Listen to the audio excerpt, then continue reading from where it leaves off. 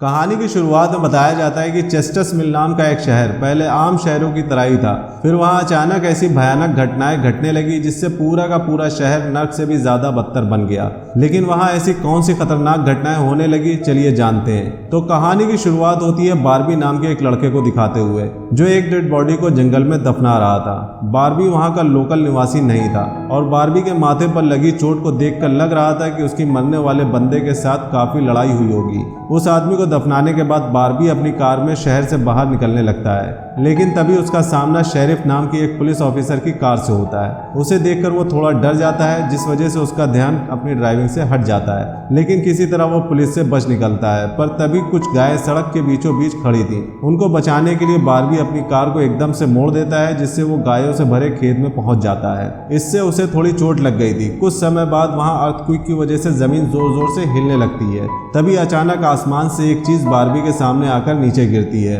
और सब कुछ शांत हो जाता है। बारबी देखता है कि एक गाय आसमान से गिरने वाली उस चीज से 2 टुकड़ों में कट चुकी थी। वो डरा हुआ उस चीज को छूने लगता है। तब उसे पता चलता है कि वह एक इनविजिबल वॉल है जो इतनी शार्प थी कि उसकी वजह से आसपास के घर भी 2 हिस्सों में कट चुके थे। तभी वहां जोया नाम का एक लड़का आकर उससे पूछता है कि तुम ठीक हो कि नहीं। वो भी उस इनविजिबल दीवार को देखकर शॉक रह जाता है। दूसरी तरफ शेरिफ और लिंडा को खबर मिलती है कि उस पूरे टाउन की पावर सप्लाई कट गई है, फोन लाइंस बंद हो गई हैं और इंटरनेट ने भी काम करना बंद कर दिया है। यहाँ तक कि सारे सैटेलाइट कनेक्शन ने भी काम करना बंद कर दिया है। तभी शहर के ऊपर से उड़ रहा एक प्लेन उस इनविजिबल वॉल से टकराकर क्रैश हो जाता है, जिसे देखकर लोग और भी ज्यादा घबरा गए थे। और ये बात कंफर्म हो जाती है कि ये सिर्फ एक इनविजिबल दीवार नहीं बल्कि राउंड शेप में डोम यानी एक गुंबद है जिसने आधे शहर को कवर कर लिया है। वहीं दूसरी तरफ हमें एक रेडियो स्टेशन पर फिल और उसके असिस्टेंट डोडी को दिखाया जाता है जो सिग्नल लाने की कोशिश कर रहे थे। वो दोनों थोड़ा कंफ्यूज थे कि अचानक सिग्नल क्यों चले गए। यहाँ पर फिल को लगता है कि ये अच्छा मौका है उनकी रेडियो रेटिंग को हाई करने का, इसलिए वो दोनों सिग्नल को ठीक करने में लग जाते हैं। वहीं एक फायर ट्रक डोम की दूसरी तरफ से आ रहा था, जिसे देख बारबी ट्रक वाले को इनविजिबल वॉल की तरफ इशारा करते हुए उसे रुकवाकर क्रैश होने से बचा लेता है। थोड़ी देर बाद वहां इन्वेस्टिगेशन करने के लिए कुछ पुलिस वाले भी आते हैं, पर इस इनविजिबल डोम को समझना उनके बस की बात भी नहीं थी। उसी समय वहां पर एक शहर का काउंसिलमैन जिसका नाम बिग जिम था वो भी पहुंच जाता है, लेकिन उसे भी इस डोम के बारे में कुछ नहीं समझ में आता। यहाँ पर पुलिस कंफर्मेशन लेती है कि उस शहर की तरफ आने वाली सभी रास्तों को बंद कर दिया गया है क्योंकि उस डोम की वजह से बहुत सारे एक्सीडेंट हो रहे थे।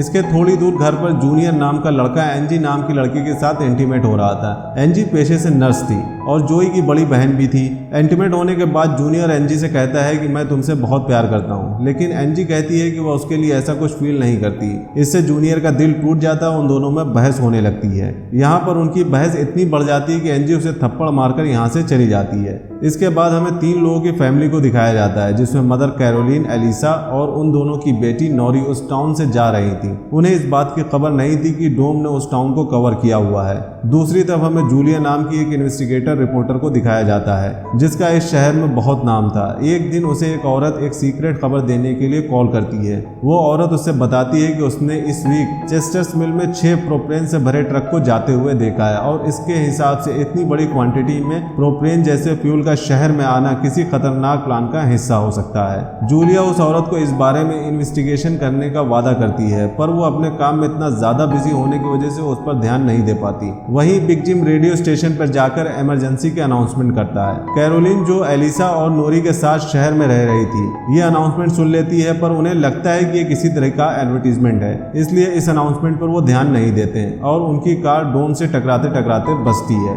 क्योंकि उससे पहले दूसरी तरफ से आ रहा एक ट्रक डोम से टकराकर क्रैश हो जाता है, जिसे देखकर वह तुरंत अपनी कार में ब्रेक लगा देते हैं। इतने बड़े इंसिडेंट को देखकर नूरी के दौरे पड़ने लगते हैं, जिससे वो बेहोश हो जाती है, लेकिन बेहोश होने से पहले वो किसी पिंक स्टार के बारे में बताती है। अब यहाँ से नूरी को जल्दी से हॉस्पिटल में ले जाया जाता है, जो कि टाउन में होने वाली घटना से घायल हुए लोगों से भरा पड़ा था। वहीं जूलिया और बारबी घायल हुए लोगों को हॉस्पिटल ला रहे थे। इसी हॉस्पिटल में जूलिया का हस्बैंड भी डॉक्टर था। वो उससे मिलने जाती है, लेकिन उस वक्त हस्बैंड हॉस्पिटल में नहीं था। हॉस्पिटल में जूलिया को पता चलता है कि उसका हस्बैंड संडे को काम नहीं करता था, पर वह जूलिया से हमेशा झूठ बोलता रहता था। हॉस्पिटल के बाहर हमें बारबी और एंजी को मिलते हुए दिखाते हैं। दोनों को एक साथ देखकर जूनियर के अंदर एक अलग सी जलन पैदा हो जाती है। वहीं अब टाउन के बॉर्डर को सैनिकों द्वारा सील कर दिया जाता है। बहुत सारे साइंटिस्ट और एक्सपर्ट भी इस अजीबोगरीब मुसीबत का असल कारण पता नहीं कर पाते। कुछ घंटों बाद बिग जिम प्रोपेन के बारे में बात करने के लिए शेरिफ से मिलता है। यहाँ पर उनकी बातों से हमें पता चलता है कि उनको इस डोम के बारे में पहले से थोड़ी बहुत पता था,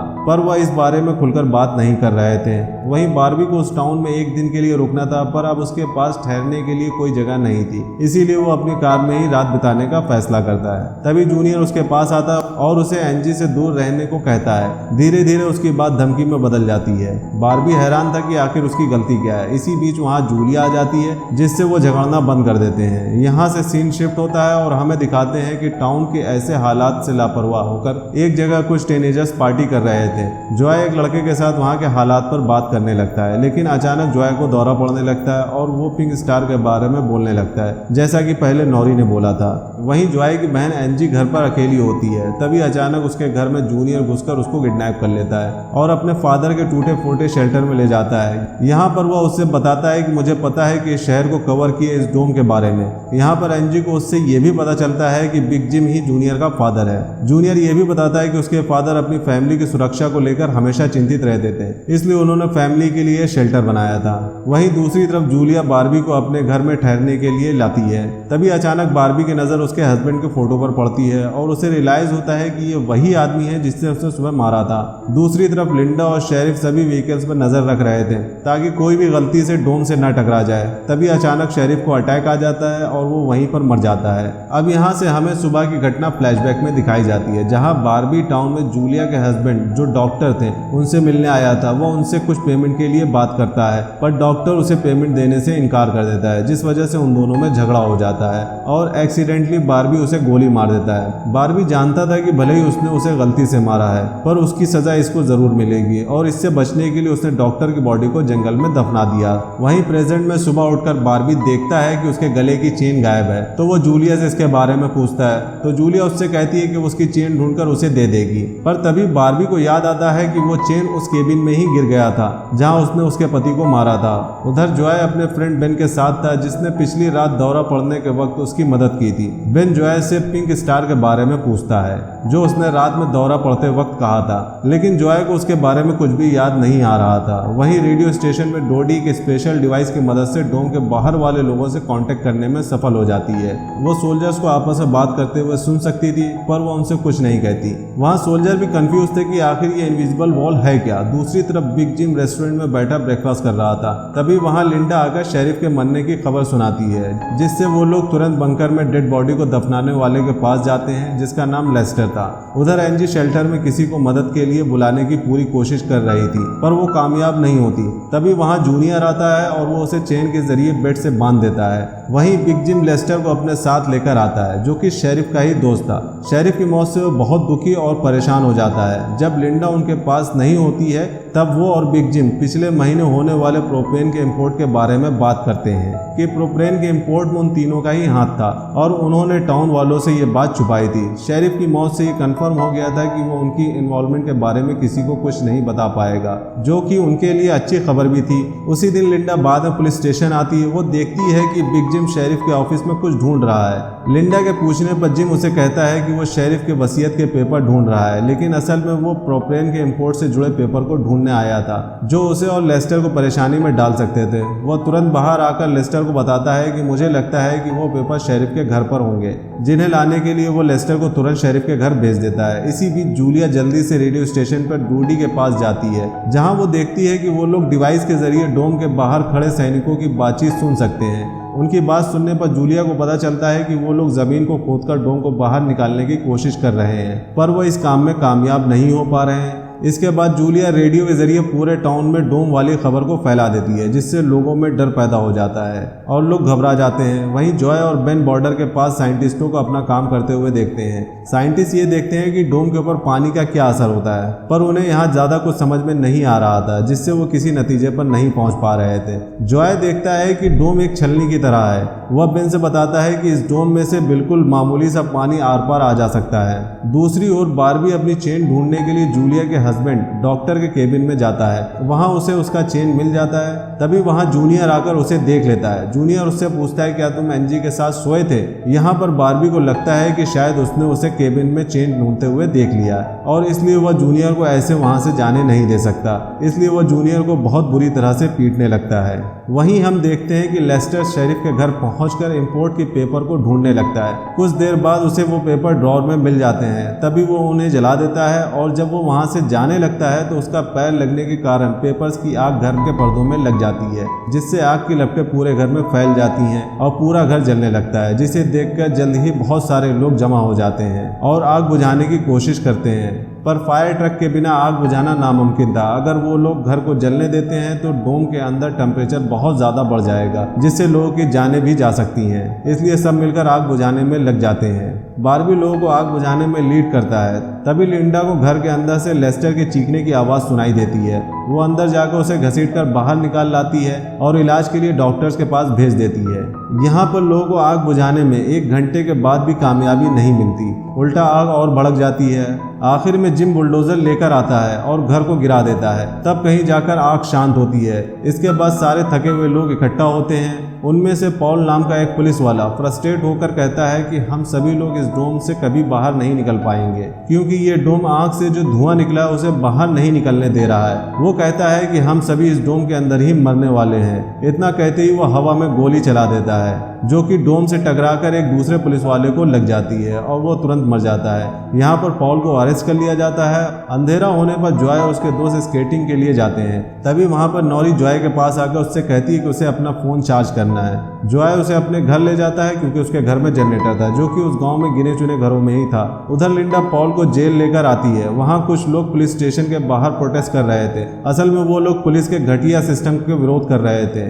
जिम उन सबको ये कहकर शांत करता है कि जरूरत पड़ने पर उन सबों की मदद की जाएगी। लॉकअप में बंद होने के बाद पॉल को हार्ट अटैक आ जाता है, जिससे लिंडा उसकी मदद के लिए दौड़कर अंदर जाती है। लेकिन तभी उसे पता चलता है कि पॉल अटैक होने का सिर्फ एक्टिंग कर रहा था। इसी मौके का फायदा उठाकर पॉल उसे धक्का देकर लॉकअप में बंद कर देता है और वहां से भाग जाता है। इधर बंकर में जूनियर फिर से एनजी के पास जाता है। एनजी समझ चुकी थी कि अगर उसे यहाँ से निकलना है तो उसे जूनियर को प्यार के झूठे जाल में फांसना होगा। इसलिए वह उससे अपने बचपन की यादें शेयर करती है, जब वो दोनों एक बंद टनल में जाया करते थे, और कहती है कि हो सकता है कि डोम का टनल पर कोई असर ना हुआ हो तो वो लोग बाहर जा सकते हैं। यहाँ पर एनजी सोचती है कि वह उसके प्यार के जाल में फंस गया है तो शायद वह उसे छोड़ देगा, लेकिन असल में ऐसा कुछ नहीं होता। जूनियर अकेले ही उस टनल में जाने का प्लान बनाता है। वहीं जिम जब पुलिस स्टेशन में आता है तो पॉल की जगह लिंडा को लॉकअप में बंद देखता है। वह तुरंत उसे लॉकअप से बाहर निकालता है। उन्हें पता चलता है कि पॉल अपने साथ एक राइफल और कुछ गोलियां लेकर गया है। लिंडा उसकी तलाश में तुरंत जंगल की तरफ निकल पड़ती है, क्योंकि उसे पता था कि पॉल अक्सर शिकार करने के लिए जंगल की तरफ जाया करता था।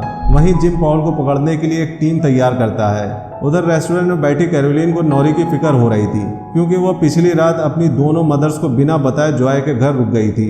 वहीं जिम लोगों से पॉल को तलाश करने के लिए उसकी टीम ज्वाइन करने के लिए कहता है। वह बार्बी से भी उनके साथ चलने के लिए कहता है, क्योंकि वो आग बुझाने में एक अच्छा लीडर साबित हुआ था। इसके बाद वो लोग जंगल में जाने लगते हैं। रास्ते में बार्बी अपनी खूबियां दिखाते हुए उनसे कहता है कि वो मिलिट्री में भी रह चुका है। वहीं दूसरी ओर जूलिया जूनियर को टनल की ओर जाते हुए देखती है। वह उसे रोककर पूछती है कि वो बैग पैक कर कहाँ जा रहा है, लेकिन जूनियर बहुत जल्दी में था और थोड़ा नर्वस भी था। वो कहता है कि यहीं पास में अपने दोस्त से मिलने जा रहा है। इससे जूलिया का शक उस पर और भी बढ़ जाता है और वह उसका पीछा करते हुए टनल तक पहुंच जाती है। उधर जॉय के घर पर जॉय और नॉरी साथ में नाश्ता कर रहे थे। जॉय इससे पहले कभी किसी लड़की के साथ अकेले नहीं रहा था, इसलिए वो थोड़ा नर्वस फील कर रहा था, जबकि नॉरी कॉन्फिडेंट थी और बातचीत में हाजिर जवाब थी। तभी बेन और 2 लड़कियों को लेकर उसके घर आ जाता है, जिन्हें फोन चार्ज करना था। उन्हें इम्प्रेस करने के लिए बेन को जनरेटर यूज करना था, जिसके लिए जॉय बेन को थोड़ी बेदिली से इजाज़त दे देता है, क्योंकि उस टाउन में जनरेटर एक बहुत ही काम की चीज़ थी और इस तरह उसका मिसयूज़ करना सही नहीं लग रहा था। उधर जंगल में हम देखते हैं कि सर्च टीम पॉल को ढूंढ लेती है, पर उसी टाइम पॉल एक व्यक्ति के टांग में गोली मार देता है। दूसरा लड़का भी उसे संभालने के लिए वहीं रुक जाता है, जबकि जिम और बार्बी पॉल के पीछे भागते हैं। दूसरी तरफ जूनियर टनल के आखिरी सिरे पर पहुंच जाता है, जहां पहुंचकर उसे पता चलता है कि डोम ने टनल को भी कवर किया हुआ है। वो दीवार के बिल्कुल करीब पहुंच जाता है, जिससे उसकी टॉर्च जलने लगती है। तभी जूलिया वहां आकर उसे वार्न करती है। जूलिया को देखकर जूनियर को बहुत गुस्सा आता है, क्योंकि वो उसका पीछा कर रही थी। इसलिए जूनियर पागलों की तरह उस इनविजिबल वॉल को मुक्के मारने लगता है। ऐसा करने से जूलिया उसे रोकती है, फिर दोनों साथ में बैठकर बात करने लगते हैं। जूलिया उसे बताती है कि अपने पास में की गई एक गलती की वजह से वह जर्नलिस्ट की इस बेकार की जॉब में फंस गई है। उधर जॉय का घर लोगों से भर जाता है, जो अपनी अपनी जरूरत के लिए उसका जनरेटर यूज करने के लिए आए थे। एक बदमाश लड़का लोगों से जनरेटर यूज करने के बदले पैसे लेने की कोशिश करता है, जो कि उसका था ही नहीं, लेकिन उसके खिलाफ बोलने की किसी में हिम्मत नहीं थी। ये देखकर नौरी सब कुछ हैंडल करने के लिए आगे बढ़ती है, पर मामला और भी ज्यादा गर्म हो जाता है। लेकिन इससे पहले कुछ गलत होता, तभी लाइट चली जाती है। नौरी इस बात से बहुत खुश होती है कि जॉय ने उस बहस में उसका साथ दिया। वहीं जंगल में बार्बी और जिम पाउल तक पहुंच जाते हैं, पर पाउल ने अपनी राइफल निकाल रखी थी, जिससे वो जिम को मारने ही वाला था कि तभी पीछे से लिंडा आकर उसे शूट कर देती है। दूसरी तरफ कैरोलिन जॉय के घर जाकर अपनी बेटी नौरी से मिलती है। वह नौरी से कहती है कि उसे थोड़ा जिम्मेदार होना चाहिए। उसकी डांट सुनकर जॉय और नौरी एक दूसरे का हाथ पकड़ लेते हैं, जिससे एक स्ट्रेंज सा स्पार्क पैदा होता है और उसी वक्त दोनों के दौरे पड़ने लगते हैं। वो दोनों एक साथ किसी पिंक स्टार के बारे में बात कर रहे थे। उधर जूनियर शेल्टर में एंजी के पास जाता है, लेकिन इस बार उसके हाथ में फर्स्ट एड किट थी। एंजी उसके जख्मों पर मरहम पट्टी करती है और चुपके से सीजर्स अपने पास रख लेती है। वहीं हम देखते हैं कि जूलिया और बार्बी दिन भर की थकान के बाद वापस घर लौटे हैं, लेकिन जूलिया जूनियर की बातें सुनने के बाद से ही बार्बी पर शक करने लगी थी, और जब बार्बी नहाने जाता है तो जूलिया उसका सामान चेक करने लगती है। सेकेंड पार्ट की शुरुआत में दिखाते हैं कि 3 दिन डोम में बंद रहने के बाद लोग मायूस हो चुके हैं। इतना ही नहीं, डोम के बाहर पहरा दे रहे सोल्जर्स भी अब जा रहे हैं। अंदर दंगे होने लगते हैं और लोगों को शांत करने के लिए लेस्टर बाइबल के कुछ वाक्य पढ़ता है और बताता है कि ये सब भगवान की देन है, इसलिए हमें इसको सहना पड़ेगा। जल्द ही सब कुछ ठीक हो जाएगा। ये सुनकर फिलहाल लोग शांत हो जाते हैं, लेकिन टाउन के रिसोर्सेज तेजी से खत्म हो रहे हैं। अचानक लिंडा बेहोश हो जाती है और उसे हॉस्पिटल लेकर जाते हैं। यहाँ एंजी शेल्टर में बंद होती है। जूनियर उसके लिए खाने और कपड़े लेकर आता है। तभी एंजी उस पर कैंची से अटैक करती है, जो उसने कल अपने पास छुपा ली थी। लेकिन जूनियर बच जाता है और कहता है कि मैं तुमसे बहुत प्यार करता हूँ और जब तक तुम मुझसे प्यार नहीं करोगी तब तक यहीं बंद पड़ी रहोगी। उसके जाने के बाद एंजी अंदर की पाइपलाइन को तोड़ देती है, जिससे शेल्टर में पानी भर जाता है और इस वजह से वो बेड पर गिरकर बेहोश हो जाती है। यहाँ जूलिया अपने पति को ढूंढ रही थी, जो अचानक से गायब हो गया था। आरजे फिल के ट्रेलर के पास अपने पति की कार को देखकर वो फिल से इसके बारे में पूछती है। फिल बताता है कि इस डोम के गिरने से पहले पीटर ने अपनी कार मुझको बेच दी थी, और वो ये भी बताता है कि बार्बी उसका फ्रेंड है। पर बार्बी ने जूलिया से कहा था कि वो इस टाउन में किसी को नहीं जानता, मतलब उसने जूलिया से झूठ बोला था। इतने में फिल अचानक से बेहोश हो जाता है और उसको हॉस्पिटल लेकर जाते हैं। पर वहाँ इसी तरीके के कई केसेस होते हैं। जोई और नौरी भी हॉस्पिटल में थे। एलिसा, जो कि एक डॉक्टर है, वो हॉस्पिटल के डॉक्टर्स एंड नर्सेस की मदद करती है। एलिसा को लगता है कि टाउन में कोई वायरस फैल रहा है, लेकिन उनके पास बहुत कम मास्क, ग्लव्स और एंटीबायोटिक्स हैं। जूलिया बार्बी से पूछती है कि तुमने मुझसे झूठ क्यों बोला, और अचानक से वो बेहोश हो जाती है। एलिसा को लगता है कि सबको मेनिंजाइटिस हो रहा है, लेकिन हॉस्पिटल में टेस्ट किट बिल्कुल नहीं होती है, जिसकी मदद से इस बीमारी को कंफर्म किया जा सके। फिर जिम जूनियर को एक गन देकर कहता है कि तुम इस हॉस्पिटल को गार्ड करो, ताकि कोई इन्फेक्टेड पेशेंट हॉस्पिटल से बाहर ना निकल सके, तभी हम इसे फैलने से रोक सकते हैं। फिर जिम और बार्बी हॉस्पिटल्स के लिए मेडिसिन लेने के लिए फार्मेसी जाते हैं। यहाँ वाटर लेवल एंजी के नाक तक पहुंच जाता है और वो जाग जाती है। वो पानी को रोकने की काफी कोशिश करती है, लेकिन वो सफल नहीं हो पाती है। हॉस्पिटल में जूलिया फिल से मिलते हैं और वो कहता है कि पीटर ने मुझे केबिन में बुलाया था। डॉक्टर जूलिया को बात करने से रोकते हैं, लेकिन वो जानना चाहती है कि उसके पति पीटर केबिन में क्या कर रहा था। फिर जूनियर उसको बताता है कि जिस दिन मेरी बार्बी के साथ लड़ाई हुई थी उस दिन वो उसी केबिन में था। अब जूलिया का शक कंफर्म हो जाता है और वो छिपकर हॉस्पिटल के बैक डोर से बाहर चली जाती है और उस केबिन की तलाश में निकल पड़ती है। बार्बी और जिम देखते हैं कि फार्मेसी एकदम तहस नहस पड़ी है। जिम को शक होता है कि लेस्टर वहाँ की सारी वैक्सीन उठाकर ले गया है। दोनों लेस्टर के घर जाते हैं तो वो देखते हैं कि वो सारी मेडिसिन को जला रहा है, और वो कहता है कि भगवान की यही मर्जी है कि यहाँ के लोग मारे जाए, इसलिए उन्हें मेडिसिन की जरूरत नहीं पड़ेगी। पर ये दोनों उसे रोक कर बची हुई मेडिसिन को लेकर आते हैं हॉस्पिटल में। लिंडा की क्रिटिकल कंडीशन को देखकर एक बुजुर्ग औरत अपनी मेडिसिन उसको देकर कहती है कि इस टाउन को लिंडा की ज्यादा जरूरत है। लिंडा को बहुत बुरा लगता है, लेकिन उसकी जान बचाने के लिए वो औरत मर गई। अब कुछ देर बाद पेशेंट बाहर जाने की जिद करने लगते हैं, लेकिन जूनियर उन्हें गन दिखाकर वार्न करता है। उनके घबराहट देखकर वो गन नीचे करता है और उन्हें सिचुएशन की सीरियसनेस को समझाता है। तब जाकर वो उसकी बात मानते हैं। जूलिया केबिन को ढूंढ लेती है, पर वहाँ बार्बी से रिलेटेड कोई भी चीज नहीं होती है, लेकिन वहाँ पड़े कुछ डॉक्यूमेंट्स से उसे पता चलता है कि उसके पति पीटर पर भारी कर्जा था और जल्द ही उनका दिवाला निकलने वाला था। जूलिया पीटर को साइड बिजनेस के बारे में कुछ नहीं जानती थी और तभी वो बेहोश हो जाती है। जोई और नौरी रियलाइज करते हैं जब दोनों ने एक दूसरे को छुआ था तो उनको वो दौरे पड़े थे। अब वह एक फोन को सेटअप करके एक दूसरे को टच टच करते हैं। कुछ ही सेकंड में उन्हें फिर से दौरे पड़ते हैं। अब दोनों कहते हैं कि पिंक स्टार कतार में है। होश में आने के बाद दोनों फोन पर रिकॉर्डेड वीडियो को देखते हैं तो वो एकदम से चौंक जाते हैं और दोनों फैसला करते हैं कि फिलहाल वो किसी को कुछ नहीं बताएंगे। बारबी केबिन में जूलिया को बेहोश पाकर तुरंत हॉस्पिटल लेकर जाता है। वहाँ लिंडा जिम को बताती है कि जूलियन ने यहाँ की सिचुएशन अच्छी तरह से हैंडल की है, इसलिए मैं उसको अपना डिप्यूटी अपॉइंट करती हूँ। जब जूलिया को होश आता है तो वो बारबी से पीटर के बारे में पूछती है। बारबी बताता है कि वो एक बैटिंग कंपनी का कलेक्शन एजेंट है। एक बैटिंग में पीटर ने बहुत सारे पैसे गवा दिया और उसे पैसे कलेक्ट करने के लिए बारबी को भेजा गया।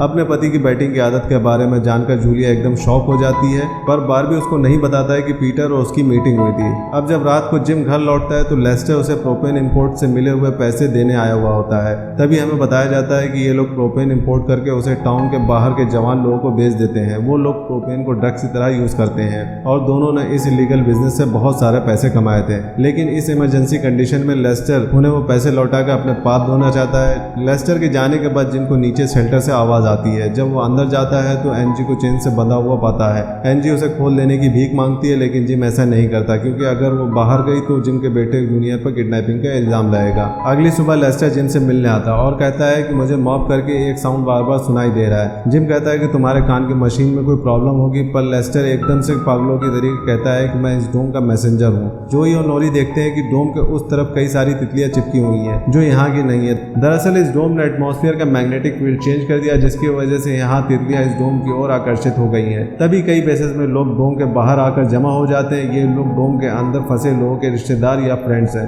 गवर्नमेंट का ऑर्डर के अनुसार ये लोग यहाँ पर आए हैं ताकि चेस्टर्स मिल्स के लोग अपने रिश्तेदारों से मिल सकें। लिंडा भी अपने मंगेतर से मिलती है। यहाँ डोम और उसके अंदर फंसे लोग अब इंटरनेशनल न्यूज बन चुके हैं। डोम के अंदर और बाहर के लोगों का इमोशनली रियूनियन कवर करने के लिए कई सारे रिपोर्टर्स आए होते हैं। इसी बीच लेस्टर मॉब के बारे में सबको बताता है और कहता है कि भगवान हमें मौत की ओर लेकर जा रहे हैं। जिम उसको रोकने की काफी कोशिश करता है, लेकिन वो कहता है कि तुम सबके सामने अपनी गलतियों को कबूल कर लो, वरना मैं खुद ही सबको बता दूंगा। भीड़ में पीटर की बहन भी होती है जो जूलिया को पीटर का लेटर दिखाती है। उसमें पीटर ने लिखा होता है कि मैं जो करने जा रहा हूँ उसके लिए आप सभी मुझे माफ कर दो और जूलिया एक अच्छी जिंदगी डिजर्व करती है। जूलिया बहुत परेशान होती है कि भारी कर्जे की वजह से पीटर कहीं भाग गया है। अब शाम होने पर मिलिट्री सभी विजिटर्स को वापस भेज देती है और सोल्जर्स भी जगह खाली कर देते हैं। बारबी अपना पुराना बैच दिखाकर एक सोल्जर से पूछता है कि उनका आगे का प्लान क्या है, पर सोल्जर्स भी नहीं जानते थे कि गवर्नमेंट इस बारे में क्या प्लान कर रही है। उन्हें सिर्फ इस जगह को जल्द से जल्द क्लियर करना और यहाँ कभी न लौटने का ऑर्डर मिला होता है। अब ये सुनकर बारबी एकदम चौंक जाता है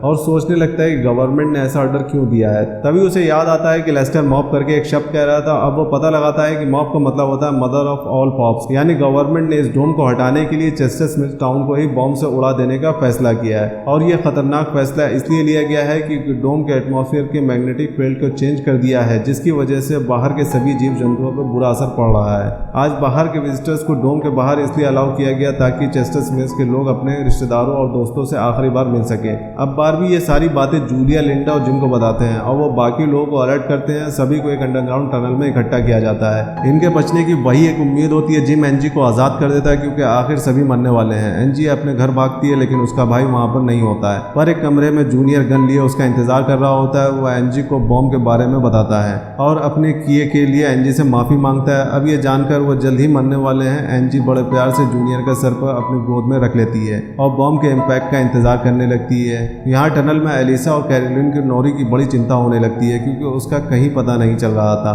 पर नौरी और जोई बाहर एनजी का इंतजार करते हैं ताकि वो उसे बॉम्ब के बारे में अलर्ट कर सकें। पर जोई और भी ज्यादा परेशान है क्योंकि एनजी उस रात से गायब है जब यहाँ पर डोम गिरा था। ठीक 1:15 पर मिसाइल लॉन्च किया जाता है। मरने से पहले जोई और नौरी आखिरी बार किस करते हैं, लेकिन उनकी किस्मत तो देखो, ये डोम जो उनकी मौत बनकर आया था वो मिसाइल को रोक देता है। वो इस टाउन को, यहाँ के लोगों को बचा लेता है। अब जिम बॉर्डर की ओर भागता है तो वो देखता है कि डोम के बाहर वाले एरिया पूरी तरह से डिस्ट्रॉय हो चुके हैं, लेकिन डोम पर एक छोटी सी खरोच भी नहीं आई है। इतने में लेस्टर वहाँ आकर दोबारा जिम से कहता है कि तुम पब्लिक के सामने अपने गुनाहों को कबूल कर लो। उस जगह पर इन दोनों के अलावा कोई भी नहीं होता और इस बात का फायदा उठाकर जिम लेस्टर के कान को डोम पर दबा देता है, जिस वजह से उसके कान की मशीन फट जाती है और लेस्टर मारा जाता है। यहाँ एनजी जूनियर के साथ अपने कमरे में होती है। वो गेस करती है कि जूनियर अब फिर से उसे बंदी बना लेगा, इसलिए वो जूनियर पर अटैक करती है और वो एनजी को चेस करता है, लेकिन वो बच निकलती है। वहीं दूसरी ओर एक गाड़ी के टकराने से वाटर टैंक फट जाता है। इसकी वजह एलिस है जिसे इंसुलिन की जरूरत है। इंसुलिन के ना मिलने की वजह से वो किसी भ्रम में है और इसी की वजह से वो एक्सीडेंट भी हुआ है।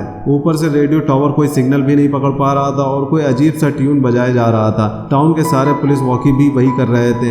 अब डोडी एक स्पेशल डिवाइस बनाती है जिसकी मदद से पता चलता है कि एक फ्रीक्वेंसी जो डोम के अंदर से आ रही है वो बाकी सारे सिग्नल को ब्लॉक कर रही है। डोडी जूलिया के साथ उस फ्रीक्वेंसी को चेक करने के लिए जाती है। इस टाउन को यहाँ की एक झील से पानी मिलता है, इसलिए इन्हें पानी की कोई कमी नहीं है। पर लिंडा और बार्बी पता लगाते हैं कि डोम के गिरने पर एक मीथेन पाइपलाइन टूट गई थी जिसकी वजह से झील में मीथेन भर गया है, जिसकी वजह से पानी अब जहर बन चुका है और इनके पास उसे प्यूरिफाई करने का कोई तरीका भी नहीं है। और लोगों में ये बात फैल जाती है और कई लोग डिपार्टमेंटल स्टोर पर पानी के केन लेने आ जाते हैं, पर स्टोर का ओनर पैसे लेने के बाद उन्हें पानी नहीं बेचना चाहता क्योंकि इमरजेंसी के वक्त पैसों का कोई फायदा नहीं होता है। अब लोग भड़क उठते हैं लेकिन लिंडा उन्हें शांत करती है। यहाँ जूनियर एनजी की तलाश कर रहा होता है और तब लिंडा उसे रोककर स्टोर में लेकर आती है और वो कहती है कि तुम इन लोगों को संभालो ताकि यहाँ के स्टोर ओनर को कोई परेशानी ना हो। अब हॉस्पिटल में इंसुलिन न मिलने की वजह से एलिसा मरने वाली होती है। नोरी किसी और से इंसुलिन चुराने के लिए बाहर जाती है, जो ही उसका पीछे जाता है और दोनों एक खाली घर में पहुंच जाते हैं। लेकिन एक आदमी उन्हें गन दिखाकर कहता है कि मैंने अपना लास्ट डोज कल ही ले लिया था। फिर वह एक दूसरे घर के अंदर जाते हैं जहां मेडिसिन की कई बोतलें फ्रिज में रखी होती हैं। तभी वहां पर एक लड़का आकर कहता है कि वह एक डायबिटिक है और ये सारी मेडिसिन उसकी हैं। नोरी इस बच्चे से मेडिसिन नहीं चुराना चाहती है पर जोई इसके लिए एक शीशी उठा लेता है। अब एनजी रोज के रेस्टोरेंट में पहुंचती है और बताती है कि जूनियर ने उसके साथ क्या क्या किया। रोज उसे शांत करने लगती है कि अचानक कुछ गुंडे वहां सप्लाई चुराने आ जाते हैं। दोनों उनका सामना करती हैं लेकिन वो रोज को मार देते हैं। एनजी अकेले उनसे लड़ने लगती है लेकिन वो उसको मारकर बेहोश कर देते हैं। वहीं दूसरी ओर डिपार्टमेंटल स्टोर में लोग खाना और पानी चुराने लगते हैं और स्टोर के बाहर दंगे होने लगते हैं। पुलिस भी उनको रोक नहीं पाती। अब नोरी और जोई हॉस्पिटल लौट रहे होते हैं, तभी जूलिया और डोडी उन्हें नोटिस करती हैं। उनके डिवाइस से पता चलता है कि जो फ्रीक्वेंसी इनके सिग्नल को ब्लॉक कर रही है वह इन्हीं दोनों के पास से आ रही है। जोई उन्हें बताता है कि इस डोम के आने के बाद ही उन दोनों को दौरे पड़ने लगे हैं और एक बात तो बिल्कुल साफ है कि नोरी और जोई का उस डोम से जरूर कोई ना कोई कनेक्शन है, लेकिन वह इस बारे में कुछ नहीं जानते। अब बार्बी रेस्टोरेंट में आकर देखता है कि एक आदमी वहां की सप्लाई चुरा रहा है। वह उसको रोक लेता है और एनजी को बचा लेता है। बाहर दंगे को रोकने के लिए लिंडा अपनी गन निकालती है लेकिन तभी बारिश होती है। लोग लड़ना बंद कर देते हैं और खुश होते हैं कि वह अभी मरने वाले नहीं है। बार्बी एनजी को जिम के हवाले कर देती है और जिम कहता है कि मैं इसे हॉस्पिटल लेकर जाऊंगा, लेकिन वह एनजी को अपने घर ले जाता है। यहाँ जोई और नोरी मिलकर डोम पर हाथ रखते हैं तो कोई फ्रीक्वेंसी ब्लॉक नहीं होती, सारे सिग्नल नॉर्मल हो जाते हैं। अब इन चारों को यकीन हो जाता है कि जोई और नोरी का इस डोम से कोई ना कोई कनेक्शन जरूर है। पिछले कुछ दिनों के हादसों के बाद अब जूलिया बार्बी को पसंद करने लगी है, हालांकि उसने जूलिया के पति को मार डाला था। जब एनजी आंखें खोलती है तो जिम से पूछती है कि मैं यहाँ कैसे आई, तो जिम कहता है कि अगर तुम वादा करो कि तुम मेरे बेटे के बारे में कंप्लेंट नहीं करोगी तो मैं तुम्हें छोड़ दूंगा। इतना ही नहीं, जब इस डोम के लोग जंगली जानवरों की तरह बन जाएंगे तब भी मैं तुम्हें प्रोटेक्ट करूंगा। एनजी हाँ करने वाली होती है कि तभी वहां पर जूनियर आ जाता है। अब आगे क्या होने वाला है इस सस्पेंस के साथ यहाँ पर ये सेकेंड पार्ट खत्म हो जाता है।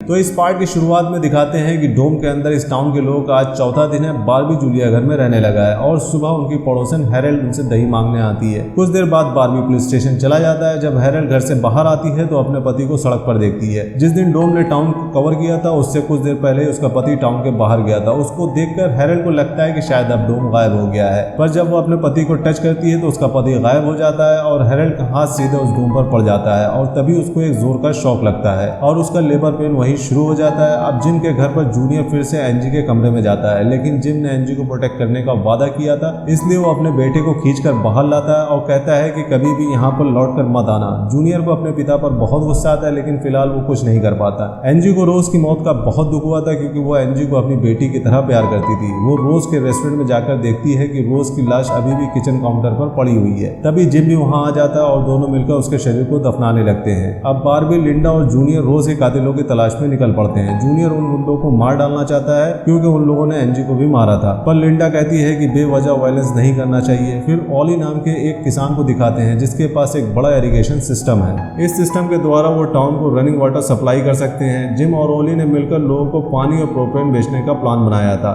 लेकिन अब ओली जिम से कहता है कि इस स्टोरेज का सारा प्रोपेन मेरा है, तुम्हारा इस पर कोई हक नहीं है। जब जिम ओली के स्टोरेज पर जाता है तो उसका एक आदमी उसे रोक लेता है। फिलहाल तो जिम यहाँ से चला जाता है लेकिन वो इतना माल यूं ही नहीं छोड़ने वाला। वहीं दूसरी ओर जोई और नोरी डोम के साथ कनेक्ट करने की कोशिश करते हैं। जोई की थ्योरी थी कि ये डोम एक एटम की तरह है, यानी कि इसके बाहरी हिस्से में इलेक्ट्रॉन्स हैं, लेकिन इसका मेन पार्ट यानी न्यूक्लियस इसके बीच में होगा। दोनों न्यूक्लियस की तलाश में टाउन के बीच एक खेत में पहुंच जाते हैं। उनके साथ एक कुत्ता भी होता है जो उन्हें गाइड करता है। जैसे ही वो डोम के बिल्कुल बीच में पहुंचते हैं तो अचानक कुत्ता डर के भागने लगता है। यहाँ जूलिया हैरोल्ड को हॉस्पिटल लेकर जा रही होती है, तभी रोज के कातिल उनको रोक देते हैं। हैरोल्ड दर्द के मारे चिल्लाने लगती है, लेकिन वो गुंडे इसका सारा फ्यूल चुराने की कोशिश करते हैं। तभी वहाँ पर बार्बी आता है और उन गुंडों को भगा देता है। ये दोनों हैरोल्ड को जोई के घर लेकर जाते हैं, जहाँ अब एलिसा रहने लगी है। दरअसल इस वक्त टाउन में ये अकेली डॉक्टर है, इसलिए हॉस्पिटल जाने के बजाय ये हैरोल्ड को यहाँ पर लेकर आए थे।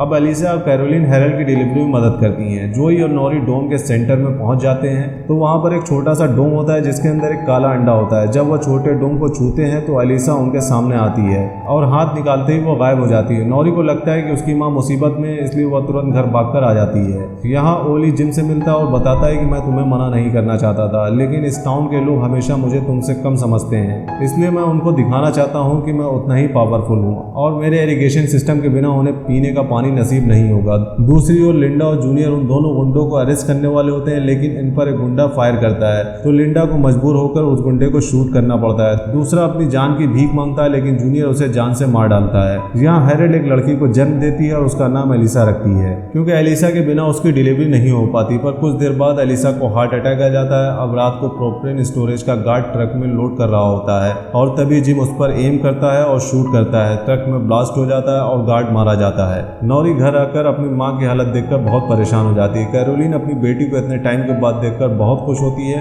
लेकिन तभी एलिसा अपनी आखिरी सांसें लेती है। अब नॉरी अपनी माँ की मौत को सह नहीं पाती और डोम से कहती है कि मेरी माँ को लौटा दो। अब अगली सुबह बार्बी एलिसा के शरीर को दफनाने के लिए गड्ढा खोदता है। यहाँ रोज की मौत के बाद एनजी उस रेस्टोरेंट को चलाना चाहती है, क्योंकि जिम इस जगह का ओनर है। वो एनजी को रेस्टोरेंट बेच देता है। फिर जिम ओली से सुलह करने के लिए जाता है, क्योंकि टाउन में फूड सप्लाई की कमी है और ओली की मदद के बिना लोग भूखे प्यासे मर जाएंगे। पर जिम से बदला लेने के लिए ओली टाउन के लोगों को भूखा मारने पर उतर आता है। अब जिम लिंडा और बार्बी को टाउन के कानून के बारे में बताता है, जिसमें इमरजेंसी के वक्त किसी की भी प्रॉपर्टी जब्त की जा सकती है। इसलिए वो पुलिस से रिक्वेस्ट करता है कि वो ओली का फार्म पर कब्जा कर ले। पर जब वो फार्म पे जाते हैं तो वहाँ पर इनसे कहीं ज्यादा बंदूकधारी आदमी होते हैं। वो ऑफिसर कार्टर के पैर पर शूट करते हैं और वार्निंग देते हैं कि ये ओली का फार्म है, इसलिए अंदर मत आओ। अब जूनियर अपने पिता से बदला लेने के लिए ओली से मिल जाता है और पूरी पुलिस फोर्स की नाक कट जाती है और वो स्टेशन लौट आते हैं। जोई जूलिया को उस छोटे से डोम और अंडे के बारे में बताता है और दोनों उसको देखने के लिए जंगल के बीच में जाते हैं। इस वक्त अंडा पिंक कलर का चमक रहा होता है। जूलिया उसे टच करने की कोशिश करती है, लेकिन छोटा डोम उसे प्रोटेक्ट कर रहा होता है। फिर वो धीरे से डोम को छूती है तो उसे जोई का एक विजन दिखाई देता है, जिसमें वो कहता है कि सम्राट का सरताज पहनाया जाएगा। हाथ निकालते ही वो विजन गायब हो जाता है। इस बार तो जूलिया शॉक हो जाती है और दोनों जल्दी घर लौट आते हैं। यहाँ वाटर सप्लाई के लिए जिम लोगों को इकट्ठा करके ओली के आदमियों पर हमला करना चाहता है, पर बार्बी कहता है कि इस तरह टाउन के लोग आपस में लड़ना ठीक बात नहीं है। इसके बजाय हम ओली के फार्म से पानी को टाउन के किसी और भाग में डाइवर्ट कर सकते हैं। इसमें पानी के वेस्टेज का डर है, लेकिन लड़ाई छिड़ने से तो यही अच्छा है। पर जिम राजी नहीं होता है और लोगों को इकट्ठा करने का ऑर्डर दे देता है। अब जिम के पीठ पीछे लिंडा और बार्बी पानी को डाइवर्ट करने का प्लान बनाते हैं। ओली जूनियर को जिम के खिलाफ भड़काता है और कहता है कि तुम्हारी माँ का एक्सीडेंट नहीं हुआ था, बल्कि उसने खुद अपनी कार क्रैश की थी। जूनियर को अपने पिता पर बहुत गुस्सा आता है कि उसने ये बात जूनियर से क्यों छुपाई थी। कुछ समय बाद बार्बी ओली की जगह पर एक्सप्लोजन क्रिएट करने की कोशिश करता है, जिससे पानी का बहाव को डाइवर्ट किया जा सकता है। पर इतने में जिम अपने आदमियों को लेकर आता है और ओली के आदमियों के साथ उनका शूट आउट होता है। इसी बीच बार्बी एक्सप्लोजिव को सेट कर देता है और जब वह फटता है तो पानी बड़ी ही आसानी से डाइवर्ट होकर बहने लगता है। तभी जूनियर अपने पिता के सर पर मारकर उसे नीचे गिरा देता है। अब ओली के आदमी उसका साथ छोड़ देते हैं, क्योंकि अब उन्हें काम के बदले पानी नहीं मिलने वाला था। ओली जूनियर को गन दिखाकर उसके पिता को मार डालने को कहता है, लेकिन जूनियर जिम से पूछता है कि आपने मेरी माँ की मौत के बारे में मुझसे क्यों झूठ बोला। जिम कहता है कि मैं तुम्हें दुखी नहीं देखना चाहता था, तुम चाहे मुझसे जितनी नफरत कर लो, लेकिन तुम मेरे बेटे हो और मैं तुम्हें दुखी नहीं देख सकता। ये सुनकर जूनियर अपने पिता को मार नहीं पाता है। तभी ओली जिम को शूट करने की कोशिश करता है, पर जूनियर ओली को शूट कर देता है। कुछ देर बाद बार्बी जिम से मिलने उसका ऑफिस जाता है। बार्बी को बड़ा गुस्सा आता है कि इस शूट आउट की वजह से 5 आदमी मारे गए, पर जिम को इसका कोई फर्क नहीं पड़ता। बार्बी को रियलाइज होता है कि जिम सिर्फ अपनी पोजीशन बचाने के लिए लोगों को मदद करना चाहता है। अगली सुबह जूलिया बार्बी को जंगल के बीचों बीच लेकर जाती है, पर वहाँ पर ना तो छोटा डोम होता है और ना ही वो अंडा। तभी लिंडा बार्बी को फोन करके बताती है कि टेड नाम के एक आदमी ने गलती से एक राह चलते हुए आदमी को शूट कर दिया है। हालांकि वो एक ड्रग एडिक्ट को शूट करना चाहता था, जो बिना परमिशन के उसके प्रॉपर्टी में घुस आया था। बार्बी तुरंत वहाँ पहुँचता है तो ड्रग एडिक्ट कहता है कि लास्टर मुझे रैप्चर नाम का एक ड्रग बेचा करता था, लेकिन पिछले कुछ दिनों से मुझे ड्रग नहीं मिल रहा है।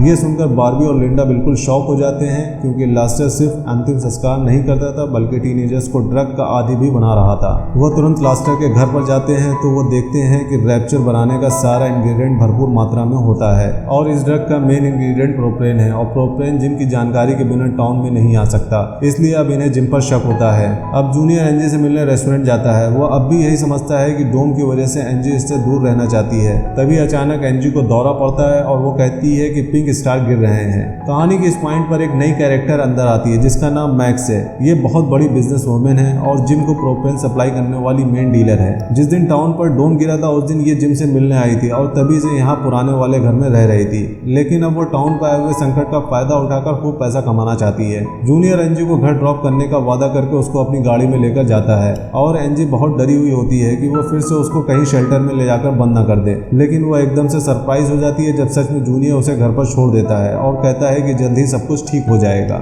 घर में जूली और बच्चे उस अंडे के गायब होने के बारे में डिस्कस कर रहे थे, तभी एनजी आकर बताती है कि उसे दौरा पड़ा था। अब उन तीनों को यकीन हो जाता है कि उन्हें किसी स्पेशल काम के लिए चुना गया है। नॉरी एनजी की पीठ पर एक तितली का टैटू देखती है जो बिल्कुल डोम पर चिपकी हुई तितलियों की तरह होता है, पर बाकी लोग इस बात को सीरियसली नहीं लेते। अब टाउन के लोगों को सुरक्षित रखने के लिए जिम सभी की गन को वापस लेना चाहता है, पर वो जानता है कि लोग जबरदस्ती से नहीं मानेंगे, इसलिए वो एक अनाउंसमेंट करता है कि जो भी अपनी गन और वेपन्स को सरेंडर करेगा उसे एक्स्ट्रा खाना और पानी मिलेगा। नॉरी और जोई अपने कुत्ते को लेकर फिर से एक बार अंडे को ढूंढने निकल पड़ते हैं। इधर एनजी पुलिस स्टेशन जाकर जूनियर से मिलती है और इस डोम के बारे में पूछती है, क्योंकि जूनियर अक्सर कहता था कि डोम की वजह से ही एनजी अजीब व्यवहार कर रही है। वो एनजी को अपने घर लेकर आता है और बताता है कि उसकी माँ एक आर्टिस्ट थी। उस सपने को उसकी माँ ने कैनवस पर पेंट किया। उस सपने में जूनियर एक पहाड़ पर चढ़ा हुआ था और आसमान पर पिंक तारे गिर रहे थे। अब रेस्टोरेंट में टाउन के लोग अपनी गन्स को सरेंडर करने आते हैं, लेकिन टेड जिसने एक राह चलते आदमी को शूट कर दिया था वो नहीं आया था। बार्बी और जिम उसके घर जाते हैं तो पता चलता है कि जब डोम यहाँ गिरा था तो एक्सीडेंट में उसकी पत्नी मारी गई थी। अब वो जीना नहीं चाहता और खुद को शूट करने वाला होता है। जिम उसको रोकता है और समझा बुझाकर हॉस्पिटल भेज देता है।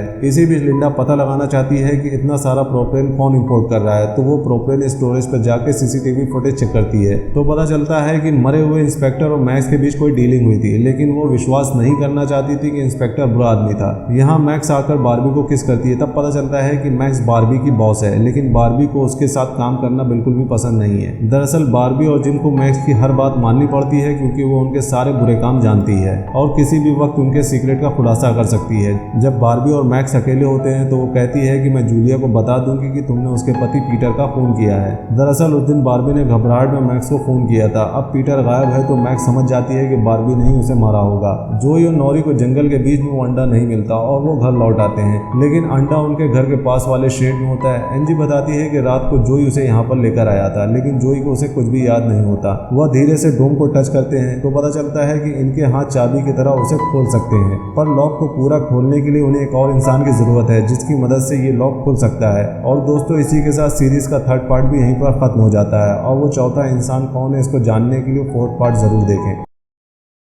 इस पार्ट की शुरुआत में बताते हैं कि आज डोम के अंदर यहाँ के लोगों का नवा दिन है। जोई, नॉरी और एनजी छोटे अंडे और डोम की सुरक्षा के लिए शेड में ही सो जाते हैं। सुबह उसके अंदर एक अजीब कीड़ा निकलता है। वो ये सोचते हैं कि ये कीड़ा बड़ा होकर एक मोनार्क बटरफ्लाई बनेगा, क्योंकि जूलिया ऐसा ही कुछ कह रही थी। जब ये डोम को टच करते हैं तो उस पर चौथा हैंड प्रिंट होता है और वो ये समझ जाते हैं कि किसी चौथे इंसान को भी दौरे पड़े हैं और उसी ने इसे टच भी किया है। इनकी गैर हाजिरी में डोडी वहां पर आकर डोम को टच करती है, लेकिन डोम उसे एक्सेप्ट नहीं करता है और उसे एक तेज शॉक लगता है। जब वो लौटते हैं तो डोडी को हॉस्पिटल लेकर जाते हैं, पर होश में आने के बाद उसे याद भी नहीं होता है कि वो डोम के पास गई थी। अब एनजी टाउन की नर्स से पूछती है कि पिछले 2-3 दिन में किसी और को भी दौरे पड़े हैं। फिर नर्स मजाक में कहती है कि जूनियर को बचपन में एक बार दौरा पड़ा था। एनजी को जूनियर की माँ की बनाई हुई पेंटिंग याद आती है और उसे लगता है कि शायद वो चौथा इंसान जूनियर ही है। दूसरी ओर बार्बी और जिम मिलकर मैक्स को खत्म करने का प्लान बनाते हैं, क्योंकि वो इन दोनों के लिए खतरा बन चुकी है। वह पिछले एक हफ्ते से कहाँ रह रही है इस बात का पता लगाने के लिए वो टाउन के क्लर्क के पास जाते हैं, पर वहाँ पर मैक्स आ जाती है और वो बार्बी से कहती है कि तुम मेरे लिए शराब और शैम्पू लेकर आओ। हालांकि बार्बी को उसका ऑर्डर मानना ही पड़ता है। अब जूलिया बार्बी से मिलने पुलिस स्टेशन पहुंच जाती है, लेकिन वहां वो लिंडा से मिलती है। लिंडा इंस्पेक्टर के ऑफिस में प्रोपेन इंपोर्ट्स की डिटेल ढूंढ रही थी। तभी उसे इंस्पेक्टर की टोपी में एक चाबी मिलती है जिससे टाउन के बैंक का एक सेफ खुलता है। अब ये दोनों प्रोपेन इंपोर्ट कर रहस्य का पता लगाने में जुट जाते हैं। तभी जूनियर देखता है कि एक आदमी डिपार्टमेंटल स्टोर से नमक चुरा रहा है। वो आदमी डरते हुए कहता है कि मैं इसे सीमेंट फैक्ट्री में जाके एक्सचेंज करने वाला हूँ। और अब पता चलता है कि मैक्स लोगों की बेबसी का फायदा उठाने के लिए फैक्ट्री में एक बार्टर फाइट क्लब चला रही है। मैक्स बारबी को फैक्ट्री में लेकर आती है और कहती है कि आज के शो के मेन अट्रैक्शन तुम हो। बारबी उसकी बात नहीं मानता, लेकिन वह जूलिया को सच बताने की धमकी देती है। आखिरकार बारबी को एक आदमी के साथ फाइट करनी पड़ती है। इसकी फैमिली डोम की वजह से मर चुकी है। सभी बारबी पर बेट करते हैं, लेकिन मैक्स जानती है कि वह मुझे हराने के लिए जानबूझकर फाइट हार जाएगा। बारबी वैसे ही करता है और अब मैक्स बहुत सारी सप्लाईज जीत जाती है। अब बारबी मैक्स की धमकियों से तंग आकर जूलिया को सच बताने के लिए निकल पड़ता है, लेकिन मैक्स उसको ऐसा नहीं करने देगी क्योंकि वो खुद भी बारबी को पसंद करती है। दूसरी ओर जिम पता लगा लेता है कि टाउन के बाहरी हिस्से में मैक्स की एक प्रॉपर्टी है और वो एक बोट में उस जगह पर पहुंच जाता है जो एकदम शानदार और बड़ा बंगला था। वहां की केयरटेकर अगाथा बताती है कि यह घर ओलिवर नाम के एक आदमी का है। अब जिम ओलिवर का इंतजार करता है और अगाथा उसके लिए चाय लेने जाती है। फिर जिम वहां पर कुछ सर्च करने लगता है और तभी उसको एक फोटो दिखती है जिसमें अगाथा और मैक्स साथ में होती है। तभी अचानक अगाथा उस पर राइफल तान देती है और कहती है कि मैं मैक्स की माँ हूँ। और फिर वो बताती है मैक्स चेस्टर स्मिथ में रहती थी, लेकिन वो 16 साल की उम्र में प्रेग्नेंट हो गई और लोग उसे ताना मारने लगे। फिर वो लोगों के ताने से तंग आकर बाहरी हिस्से में रहने लगी, लेकिन ये अच्छा ही हुआ कि वो यहाँ रहने लगी क्योंकि उसके बाद वो एक बहुत ही सक्सेसफुल बिजनेस वुमेन बन गई। पर वह अभी भी टाउन के लोगों से नफरत करती है जिन लोगों ने उसे ताने मारकर टाउन से बाहर निकाल दिया था। तभी जिम नोटिस करता है कि जिस तरह से अगाथा ने राइफल पकड़ रखी है, लगता है इसने जिंदगी में कभी किसी को शूट नहीं किया। इसलिए वो बड़े ही कॉन्फिडेंस के साथ उसके पास जाकर राइफल को छीन लेता है और उसके हाथ को बांधकर बोट में डाल देता है। लौटते वक्त अगाथा गलती से पानी में गिर जाती है। पहले तो जिम उसको बचाने की सोचता है, लेकिन फिर अपना इरादा बदल लेता है और इस तरह अगाथा डूबकर मर जाती है।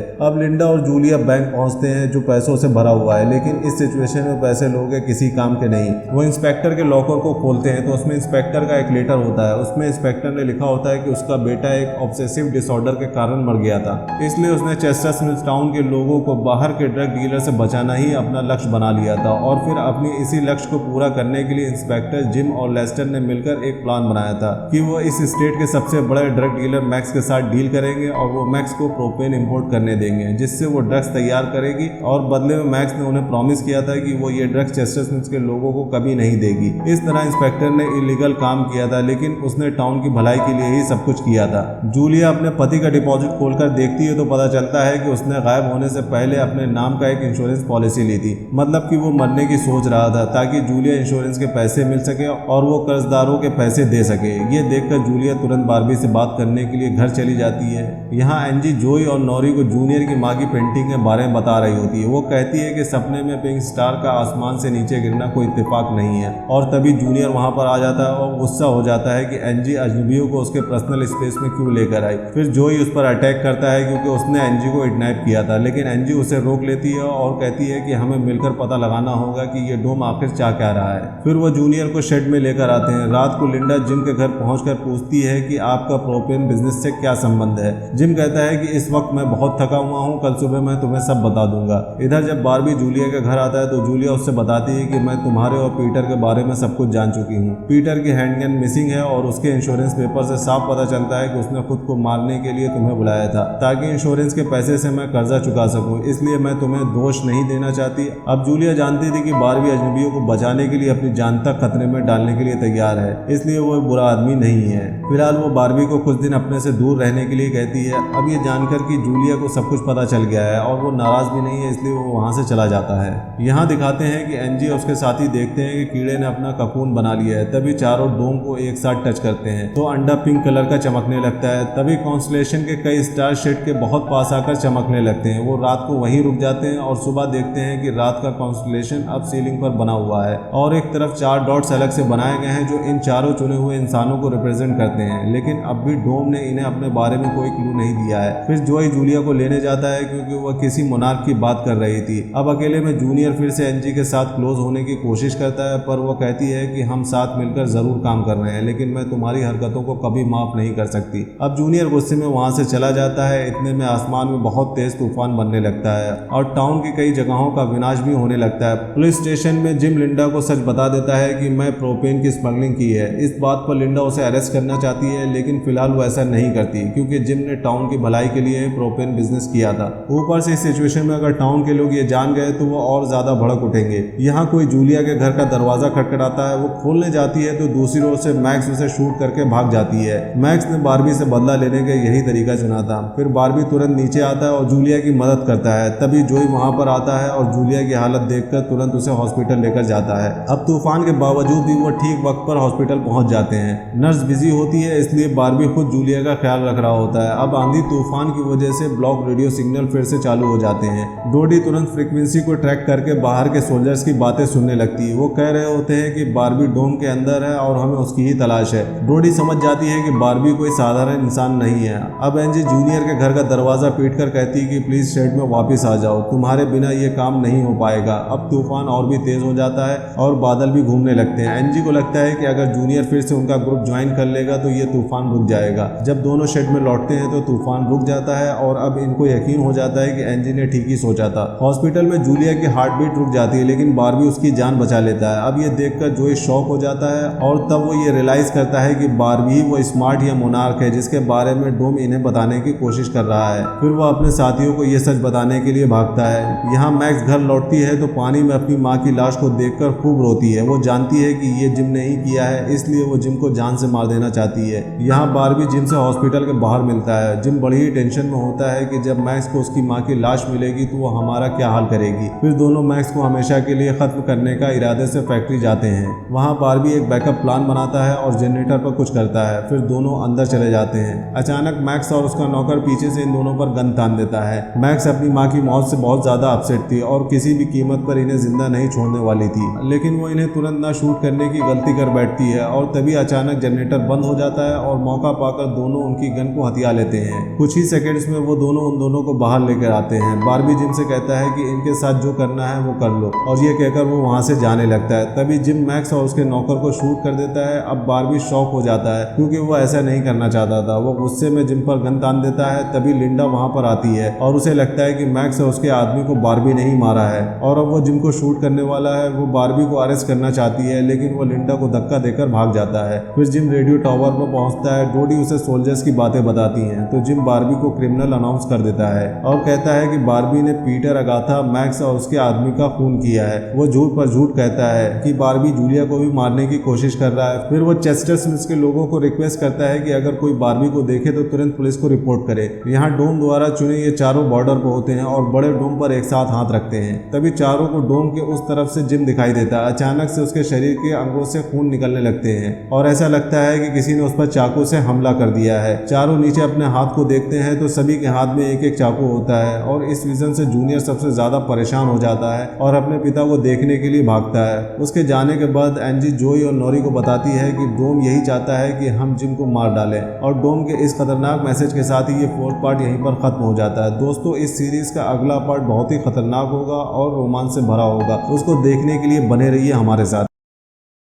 इस पार्ट की शुरुआत में दिखाते हैं कि जिम ने अपनी काली करतूतों पर पर्दा डालने के लिए रेडियो पर बारबी को खूनी अनाउंस कर दिया है और यहाँ तक कि उसने टाउन के हर घर में अपनी सर्च टीम भेजी है ताकि वो बारबी का पता लगा सके। लिंडा को उसकी हरकत पसंद नहीं आती, लेकिन फिर भी जिम उसे विश्वास दिलाता है कि वो एक अच्छा आदमी है और बारबी ही असली खूनी है। वहाँ जूलिया खतरे से बाहर है, लेकिन वो अभी तक कोमा में है। यहाँ रेडियो स्टेशन पे डोडी सोल्जर्स की बातें सुनती है। वो कह रहे होते हैं कि बारबी को जल्द से जल्द ढूंढना होगा। उनकी बातों से लगता है कि वो काले अंडे के बारे में जरूर कुछ जानते हैं, लेकिन वो इस बारे में ज्यादा डिस्कस नहीं करते हैं। डोडी को याद आता है कि जब उसने छोटे डोम को छुआ था तो उसको एक जोर का शॉक लगा था। वो अपने फोन के कैमरे के इमेजेस देखती है। दरअसल बेहोश होने से पहले उसने अंडे की फोटो ली थी। वह तुरंत जिम को बताने जाती है, पर वो नहीं जानती कि जिम ही असली विलन है। अब शेड में जोई, एंजी और नोरी अंडे की रखवाली कर रहे होते हैं और सोचते हैं कि उन्हें जिम के मरने का विजन क्यों आया। एंजी को लगता है कि उन्हें जिम को मार डालना चाहिए, लेकिन उन्हें जूनियर की मदद की जरूरत है, इसलिए फिलहाल वो ऐसा नहीं कर सकते। अचानक कैरोलिन वहां पर आ जाती है। नोरी उसे सब कुछ समझाती है और विनती करती है कि वो इस बारे में किसी से कुछ भी ना कहे। कैरोलिन भी जानती है कि जिम का कोई भरोसा नहीं है, इसलिए वो इनकी मदद करने के लिए तैयार हो जाती है। और इसी बीच जूनियर अपने पिता के पास पहुंचता है। उसे ठीक ठाक देखकर वो बहुत ही खुश होता है। वो जिम की मौत का विजन देखकर बहुत घबरा गया था। जिम उससे कहता है कि तुम जूलिया का ख्याल रखो और बारबी को उसके आसपास भी भटकने मत देना। वो आगे कहता है कि जैसी जूलिया होश में आए मुझे तुरंत खबर कर देना। जिम नहीं चाहता है कि जूलिया होश में आकर लोगों को ये बता दे कि बारबी निर्दोष है। इतने में डोडी आकर जिम को सोल्जर्स की बातें बताती जो उसने रेडियो पर सुनी थी। अब दोनों रेडियो स्टेशन जाकर रिकॉर्डिंग सुनते हैं। अब जिम को भी उस अंडे के बारे में पता चल गया था और ये भी कि वो जोई के शेड में है। लेकिन तभी रिकॉर्डिंग में सोल्जर्स कह रहे होते हैं कि जिम ने न्यूक्लियर अटैक के बाद पास्टर को मार डाला था। अब ये सुनकर डोडी शॉक हो जाती है और घबरा कर पूछती है कि आपने और कितने लोगों का खून किया है। अब जिम अपना सारा जुर्म डोडी के सामने कबूल कर लेता है, लेकिन उसके तुरंत बाद वो डोडी का भी खून करके स्टेशन में आग लगा देता है। यहाँ लिंडा और फिल को भी इस बारे में पता चल जाता है और वो ये सोचते हैं कि बार्बी ने ही डोडी का खून करके स्टेशन को जला दिया होगा, क्योंकि डोडी ने अपने ब्रॉडकास्ट में बार्बी को खूनी बताया था। अब बार्बी एंजी से मिलता है और बताता है कि जूलिया की जान खतरे में है। जिम ने फिलहाल उन सबको खत्म कर दिया है जो उसके इलीगल बिजनेस के बारे में जानते थे। अब सिर्फ जूलिया बची है और उसके होश में आते ही जिम का भांडा फूट जाएगा। बार्बी को जूलिया की सुरक्षा करनी पड़ेगी। एंजी उसकी मदद करती है और बार्बी को पीछे के दरवाजे से हॉस्पिटल के अंदर लेकर जाती है। फिर वो जूनियर को डिस्ट्रैक्ट करने की कोशिश करती है ताकि जूलिया बार्बी को एम्बुलेंस तक बाहर ले जा सके। जूनियर को जब पता चलता है तो वो तुरंत लिंडा को इन्फॉर्म करता है। एंजी एम्बुलेंस चलाती है और बार्बी पुलिस को डिस्ट्रैक्ट कर रहा होता है। इस तरह से एंजी जूलिया को वहां से लेकर जाती है। इतना ही नहीं, उसने कहीं से पुलिस रेडियो भी उठा लिया होता है, जिससे उसे पता चल जाता है कि पुलिस उसे कहां कहां ढूंढ रही है। लिंडा और फिल बार्बी को पकड़ लेते हैं और फिल उसको मार गिराता है और इस तरह बार्बी अरेस्ट हो जाता है। अब नॉरी और जोई अंडे को जिम से बचाना चाहते हैं, इसलिए वो उसको बेन के घर में लेकर आते हैं, क्योंकि जिम की टीम ऑलरेडी यहाँ पर सर्च कर चुकी है। बेन अंडे को अपने कमरे में रख लेता है। इतने में जिम के आदमी शेड को सर्च करने जाते हैं। कैरोलिन उन्हें रोकती है और कहती है कि ओनर की परमिशन के बगैर तुम यहाँ सर्च नहीं कर सकते, पर जिम उसे इग्नोर कर देता है और उसके आदमी कैरोलिन को पकड़ लेते हैं। इतने में वहाँ पे जोई और नॉरी आ जाते हैं और इनसे लड़ने लगते हैं, पर वो उन्हें भी पकड़ लेते हैं। लेकिन शेड खोलने पर पता चलता है कि वहाँ कुछ भी नहीं है। जिम पूछता है कि अंडा कहाँ गया, तो दोनों मासूम चेहरा लेकर पूछते हैं कि आप किस अंडे के बारे में कह रहे हैं, हमारे पास तो मुर्गी भी नहीं है। अब जिम को गुस्सा आता है और वो उन दोनों को अरेस्ट करवा लेता है। अब लॉकअप में दोनों बचने का प्लान बनाते हैं। जिम फिर आकर उनसे अंडे की लोकेशन पूछता है। नॉरी कहती है कि आप बिल्कुल डरपोक हैं, अगर हिम्मत है तो सेल के अंदर आके दिखाइए। अब गुस्से में जिम अंदर चला जाता है, तभी नॉरी उसे चाकू से अटैक करती है, लेकिन वो बच जाता है। फिर वो दोनों को एक लास्ट वार्निंग देकर गुस्से में यहाँ से चला जाता है। इतने में लिंडा बार्बी का हाथ बांधकर लॉकअप में बंद कर देती है।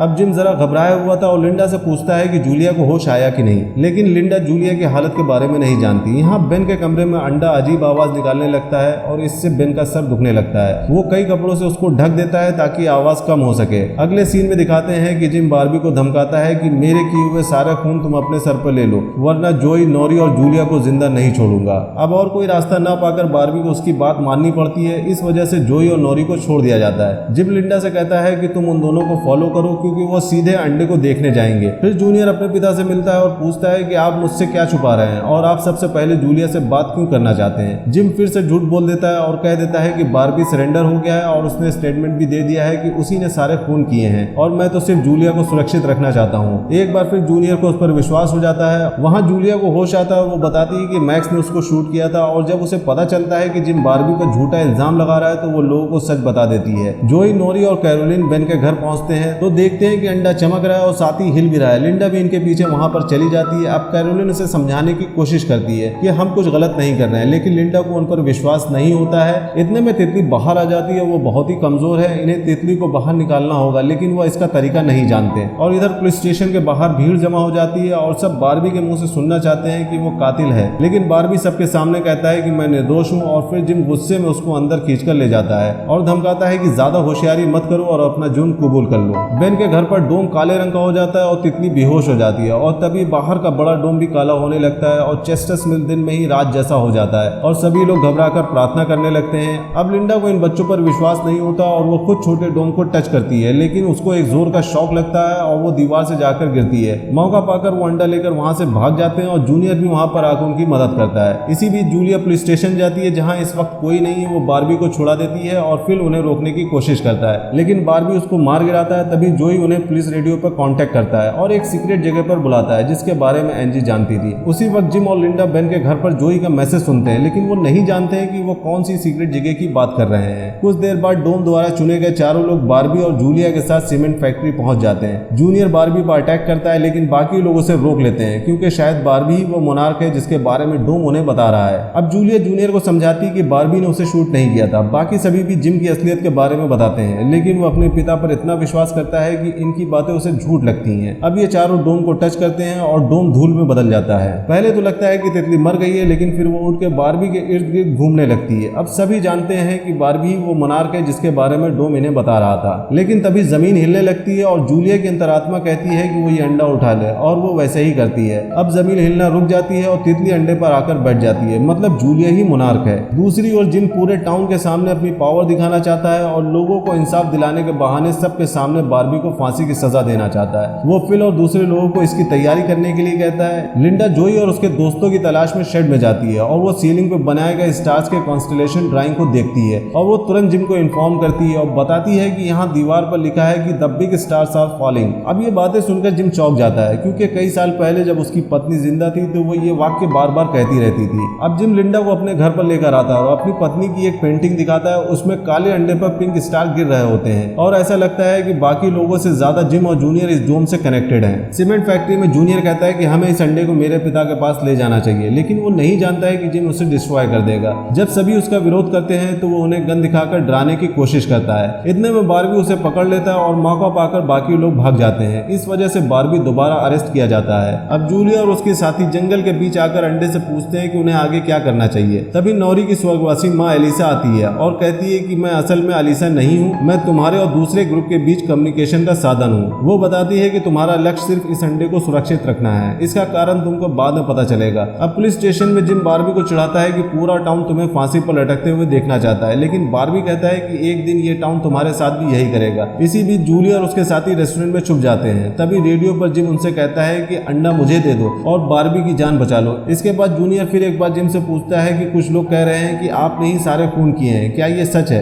इस बार जिम कबूल कर लेता है कि उसी ने ही सारे खून किए हैं, लेकिन वो जूनियर को विश्वास दिलाता है कि उसने सारे खून टाउन की भलाई के लिए किए हैं। अब जूलिया जानती है कि मोनार्क होने के नाते इस अंडे को सुरक्षित रखना उसी की जिम्मेदारी है। अगर अंडा गलत हाथों में पहुंच गया तो पूरा टाउन खत्म हो जाएगा। वो दूसरों को एक सेफ जगह पर रात गुजारने के लिए कहती है और अंडा लेकर बाहर चली जाती है। वहां बार्बी के गले में फांसी का फंदा तैयार किया जाता है और टाउन के लोग इस दृश्य के गवाह बनकर बैठे होते हैं। उसी वक्त जूलिया झील में पहुंचती है और अंडे को पानी में गिरा देती है कि तभी झील से पिंक कलर की चिंगारियां आसमान की ओर उठने लगती हैं। ऐसा लगता है कि जैसे पिंक स्टार उड़ रहे हैं। टाउन के सभी लोग इस दृश्य को देखकर दंग रह जाते हैं और इसी वजह से बार्बी की फांसी भी रुक जाती है। अब आसमान में पिंक कलर की रोशनी फैल जाती है और पूरा चेस्टस मिल्स इस रोशनी से भर जाता है और तभी पूरा का पूरा डोम सफेद हो जाता है। और दोस्तों, इसी के साथ इस सीरीज का लास्ट पार्ट यहीं पर खत्म हो जाता है। आई होप कि आप लोगों ने ये सीरीज एंजॉय करी होगी। अगर मूवी का एक्सप्लेनेशन पसंद आया तो वीडियो को लाइक करिएगा, चैनल को सपोर्ट करने के लिए सब्सक्राइब करिएगा ताकि हम आपके लिए ऐसी इंटरेस्टिंग मूवीज के एक्सप्लेनेशन लाते रहें। मिलते हैं नेक्स्ट मूवी एक्सप्लेनेशन वीडियो में, तब तक के लिए बाय बाय।